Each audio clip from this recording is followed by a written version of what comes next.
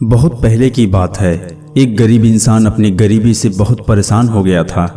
अपने गरीबी के कारण उसका अपने परिवार का पालन पोषण करना बहुत ही कठिन हो गया था।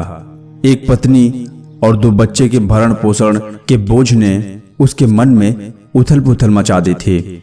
इसी उथल पुथल के कारण उसने घर छोड़कर भाग जाने का निर्णय ले लिया और एक रात वह चुपचाप अपना घर परिवार छोड़कर चला गया।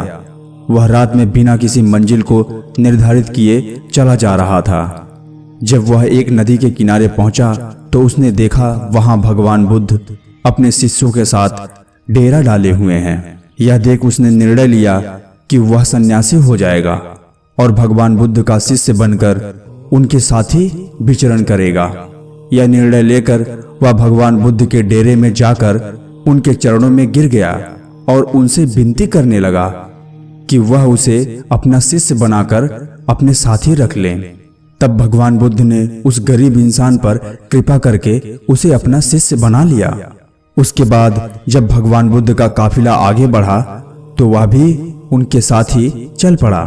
गर्मी का महीना था। भगवान बुद्ध का काफिला चलता ही जा रहा था। जब वह एक जंगल में पहुंचे तो सभी लोग पेड़ के नीचे विश्राम करने के लिए रुक गए।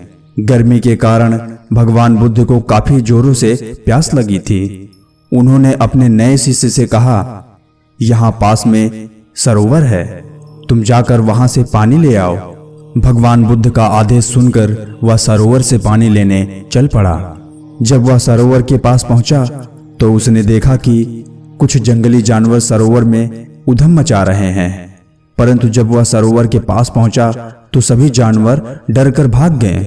उस शिष्य ने सरोवर के पास जाकर देखा कि सरोवर का पानी जानवरों के उधम मचाने के कारण काफी गंदा हो गया था। सरोवर का कीचड़ और सड़े गले पत्ते बाहर उभर कर आ गए थे। इतना गंदा पानी देखकर वह बिना पानी लिए ही वापस आ गया और आकर भगवान बुद्ध से बोला, हे भगवान, उस सरोवर में तो बहुत गंदा पानी था, उसे तो पिया ही नहीं जा सकता। शिष्य की बात सुनकर भगवान बुद्ध कुछ देर तक कुछ नहीं बोले।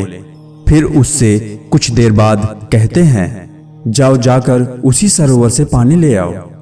भगवान बुद्ध का आदेश सुनकर वह शिष्य पानी लेने चल तो पड़ा, परंतु मन में यही सोचता जा रहा था कि भगवान बुद्ध इतने गंदे पानी को कैसे पिएंगे। जब वह चलता हुआ सरोवर के पास पहुंचा तो वह देखकर हैरान हो जाता है कि सरोवर का पानी निर्मल और स्वच्छ हो गया है।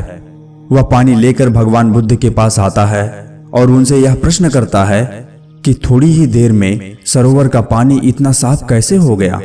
तब भगवान बुद्ध ने उसे समझाते हुए कहा, जब जानवर पानी में उधम मचा रहे थे तब उसका कीचड़ उभर आया था, परंतु कुछ देर शांत रहने पर कीचड़ वापस नीचे बैठ गया और पानी फिर से निर्मल और स्वच्छ हो गया। इसी प्रकार हमारे मन की भी स्थिति होती है। जीवन की भागदौड़ और कठिनाइयां हमारे मन में उथल पुथल पैदा कर देती हैं और तब हम गलत निर्णय ले लेते हैं। परंतु कोई भी निर्णय लेने से पहले अगर हम अपने मन को शांत रखें और धीरज पूर्वक बैठकर सोचे तो हमारे मन की वह उथल पुथल भी पानी के कीचड़ की तरह नीचे बैठ जाती है और तब हम जो निर्णय लेते हैं वह हमेशा ही सही होता है। इसीलिए बुरे समय में इंसान को कभी भी धीरज नहीं खोना चाहिए। भगवान बुद्ध का यह उपदेश उसके समझ में आ जाता है और जब वह शांति से बैठकर सोचता है तो उसे यह आभास हो जाता है कि उसने घर छोड़कर गलत फैसला लिया है और वह भगवान बुद्ध से आज्ञा लेकर अपने घर पुनः वापस चला जाता है। कहते हैं, जीवन की समस्या ज्ञान की पोटली होती है। कभी भी इस दुख रूपी पोटली से घबराना नहीं चाहिए। जो इंसान इस पोटली को धैर्यपूर्वक खोलता है उसे ज्ञान का वह अमृत रस मिलता है जिससे वह अपने जीवन को एक अलग चरम पर ले जा सकता है। इसीलिए कहते हैं, जीवन में धैर्य बनाकर रखना चाहिए। कभी भी क्रोध में निर्णय नहीं लेना चाहिए, क्योंकि क्रोध में लिया गया निर्णय हमेशा आपको दुखी देगा। तो आज इस कहानी को यहीं पर विराम देते हैं।